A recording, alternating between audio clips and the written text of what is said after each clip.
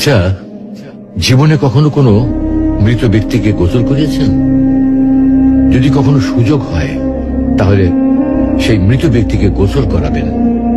তখন খুব কাছ থেকে দেখবেন মৃত মানুষের দেহটা কতটা অসহায় লাগে, মৃত্যুর পরে মানুষের দেহ কতটা ভয়ের কারণ হয়ে দাঁড়ায়।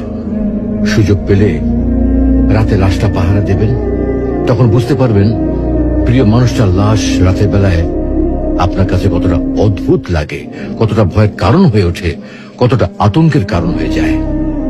সুযোগ পেলে মৃত ব্যক্তির শরীরে একটু হাত লাগিয়ে কিছুক্ষণ তার স্পর্শ নেবেন।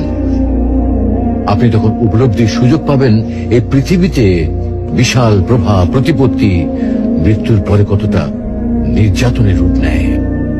সুযোগ পেলে আপনজনদের লাশ কবরে নামাবেন খুব আগ্রহ নিয়ে।